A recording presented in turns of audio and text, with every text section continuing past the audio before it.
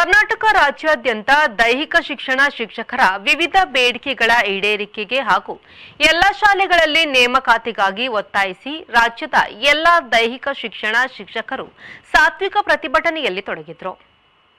ಈ ತಿಂಗಳಲ್ಲಿ ಆರಂಭವಾಗಿರುವ ಕ್ರೀಡಾ ಸ್ಪರ್ಧೆಗಳಲ್ಲಿ ಕಪ್ಪು ಪಟ್ಟಿ ಧರಿಸಿ ಕರ್ತವ್ಯ ನಿರ್ವಹಿಸುವ ಮೂಲಕ ಮಕ್ಕಳ ಕ್ರೀಡಾ ಭವಿಷ್ಯಕ್ಕೆ ತೊಂದರೆಯಾಗದಂತೆ ನೋಡಿಕೊಳ್ಳಲಾಗಿದೆ.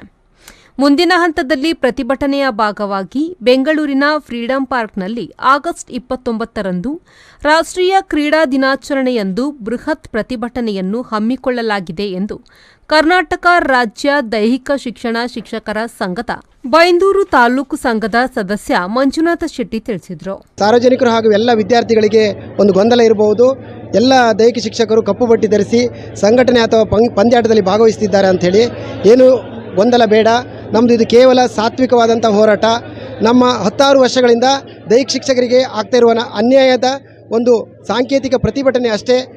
ನಮ್ಮ ದೈಹಿಕ ಶಿಕ್ಷಕರ ನೇಮಕಾತಿ ಹಾಗೂ C&R ಇಂಥ ಮುಂತಾದ ಒಂದು ಬೇಡಿಕೆಯನ್ನು ಇಟ್ಟುಕೊಂಡು ನಾವು ಈ ಒಂದು ಸಾಂಕೇತಿಕವಾಗಿ ಕಪ್ಪು ಪಟ್ಟಿ ಧರಿಸಿ ನಾವು ಸಂಘಟನೆಯಲ್ಲಿ ಭಾಗವಹಿಸ್ತಾ ಇದ್ದೇವೆ.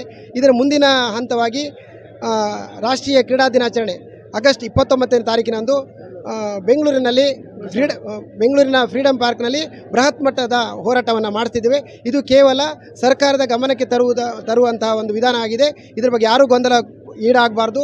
ನಾವು ಯಾವುದೇ ವಿದ್ಯಾರ್ಥಿಗಳಿಗೆ ತೊಂದರೆ ಆಗದೇ ಇದ್ದ ಹಾಗೆ ನಾವು ಈ ಹೋರಾಟದಲ್ಲಿ ಕ್ರೀಡಾಕೂಟದಲ್ಲಿ ಭಾಗವಹಿಸಿ ಇದನ್ನು ಕೇವಲ ಹೋರಾಟ ಅಂತ ಪರಿಗಣಿಸಿ ನಮ್ಮ ಒಂದು ಮನವಿಯನ್ನು ಸರ್ಕಾರ ಹಾಗೂ ಜನಪ್ರತಿನಿಧಿಗಳು ಪರಿಗಣಿಸಬೇಕಾಗಿ ನಮ್ಮ ಎಲ್ಲ ಶಿಕ್ಷಕರ ಪರವಾಗಿ ನಾನು ನಿಮ್ಮಲ್ಲಿ ಬೇಡ್ಕೊಳ್ತಾ ಇದ್ದೀನಿ.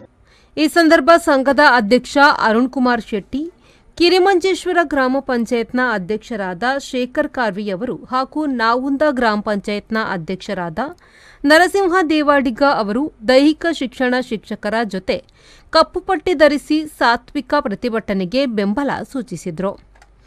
JP Badakere, V4 news, Byndoor.